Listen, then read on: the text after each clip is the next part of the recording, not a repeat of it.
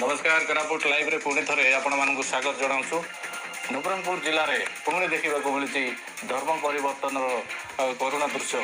Eighty जड़े धर्म परिवर्तन कर संक्रांत पड़ी जो हैरान हरकत होती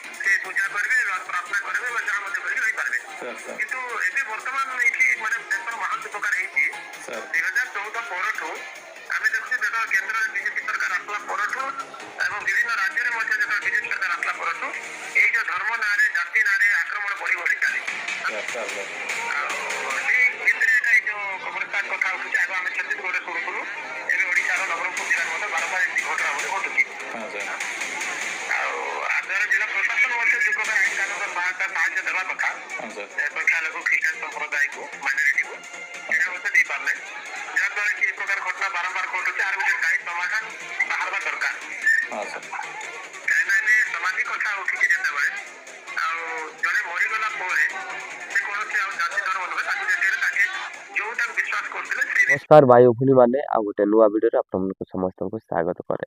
मोर प्रिय मैंने आज नवरंगपुर रे आउ जो शव को पोतिबा को देउना से शव को एमती ही रखिछंती।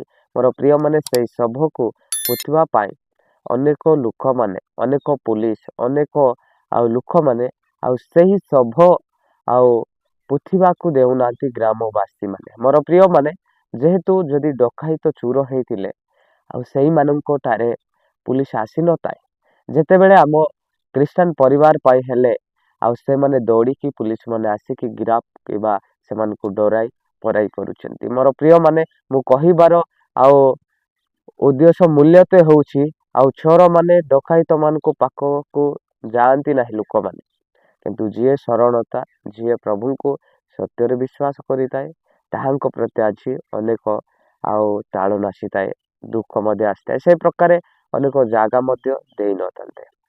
मोर प्रिय माने किंतु परमेश्वर आउ कहिबा अनुसार एही जागा जे आउ परमेश्वरंकर से आकाश पृथ्वी निर्माण करता। आपण माने जदि आउ गीत संगीता 121 रु आपण माने आउ 1-2 पद देखिबे सेठी ईश्वरंकर वाक्य गुरुत्व विषय लेखा अछि। मोर प्रिय माने 5-6 देखिबे सेठी लेखा अछि आमानकटरे साहाय्य सदा प्रभुंकटरे आस्ताए से आकाश पृथ्वी को निर्माण करि अछंती।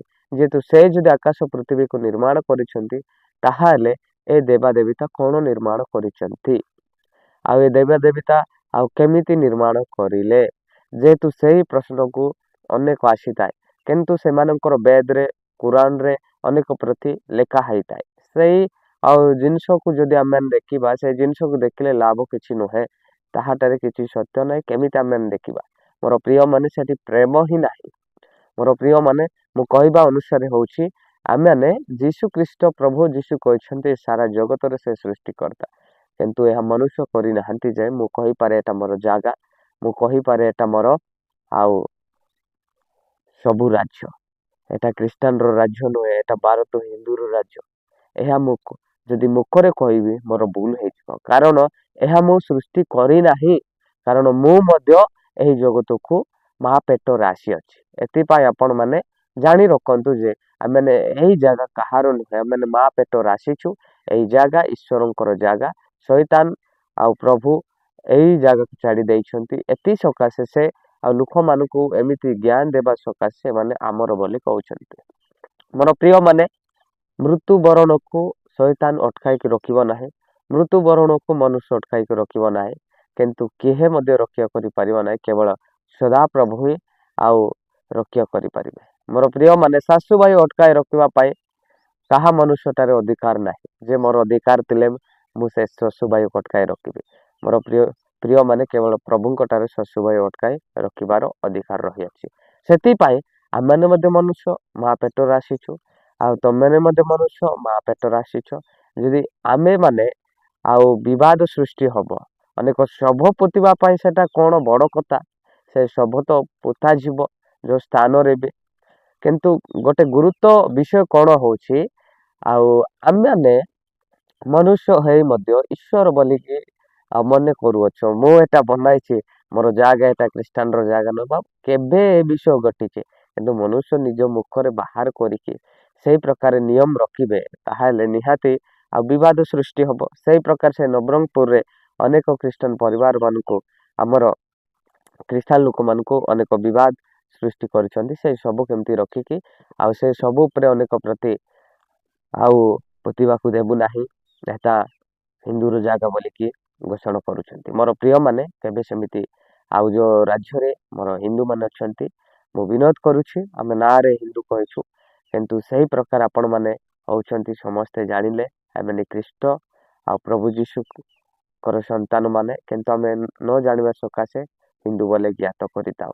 ଏ ପୃଥିବୀରେ ଯୋଉଟା ବି ହେଇଥାଉ, ହିନ୍ଦୁ ହେଇଥାଉ, ମୁସଲିମ ହେଇଥାଉ, ଯେମିତି ହେଇଥାଉ, କିନ୍ତୁ ଆଉ ପରମେଶ୍ୱର ନିଜ ରୂପରେ ଆମମାନଙ୍କୁ ନିର୍ମାଣ କରୁଛନ୍ତି ସେ ଜାଣନ୍ତି। ମୋର ପ୍ରିୟମାନେ ଗୋଟେ ବିଷୟ କ'ଣ ଯେ ମନୁଷ୍ୟ ହେଇ ମଧ୍ୟ ଆମେ ଜାଗାକୁ ଆଉ ଜାତିକୁ ଆମେ ବିରୋଧ କରୁଛୁ। ଆମେ ସେଇ ପ୍ରକାର କରିବା ନାହିଁ। ଯଦି ଆମେ ମୁଁ ସୃଷ୍ଟି କରିଛି ତାହେଲେ ମୁଁ ଆଉ କହିପାରିବି ଏଟା ମୁଁ ହିନ୍ଦୁ ଜାଗା, ମୁଁ ହିନ୍ଦୁ ଲୋକ ସୃଷ୍ଟି କରିଛି। ମୋର ପ୍ରିୟମାନେ ମନୁଷ୍ୟ ଗର୍ବ ଦେଖାନ୍ତୁ ନାହିଁ, ଆମେ କିଛି କରିପାରିବା ନାହିଁ, କାରଣ ସଦାପ୍ରଭୁ ସୃଷ୍ଟି କରିଛନ୍ତି, ସଦାପ୍ରଭୁ ସବୁ କରୁଛନ୍ତି। ଆମେ ଆସିଛୁ ମା ପେଟରେ ଉଲ୍ଲଙ୍ଘନ ଆଉ ଯିବା ଆମେ ଆଉ ସେଇ ଯୀଶୁ ଖ୍ରୀଷ୍ଟଙ୍କୁ ଉଲ୍ଲଙ୍ଘନ।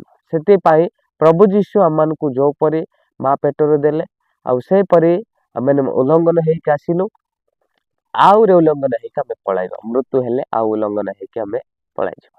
ମୋର ପ୍ରିୟମାନେ ସେଥିପାଇଁ ଆପଣମାନେ ଆଉ କାହା ଉପରେ ବିଶ୍ୱାସ ଆଶା ରଖନ୍ତୁ ନାହିଁ, ସଦାପ୍ରଭୁ ଉପରେ ବିଶ୍ୱାସ ଆଶା ରଖନ୍ତୁ। ଆଉ ଗୋଟେ ବିଷୟ କ'ଣ ହେଉଛି ଯେ ଆମେମାନେ କେବେ ହିରୋଗିରି ଦେଖାଇବା ନାହିଁ। ଏ ଜଗତରେ ରହିକି ମୋର ଜାଗା, ମୋର ଜମି, ଖ୍ରୀଷ୍ଟାନର ଯେତିକି ଆଉ ଶାରୀରିକ ନିମନ୍ତେ ଜାଗା ଥିଲେ ମଧ୍ୟ ମୋର ବୋଲି ହିନ୍ଦୁ ବୋଲି ଅନେକ ଲୋକମାନେ କହୁଛନ୍ତି। ଆମେ ଜାତିକୁ କେବେ ବିରୋଧ କରିବା ନାହିଁ, ଯେହେତୁ ଆମେ ସମସ୍ତେ ମନୁଷ୍ୟ ହେଇକି ଆମେ ଈଶ୍ୱର ପରି ଅନ୍ୟ ଲୋକମାନଙ୍କୁ ବିରୋଧ କରିବା ନାହିଁ।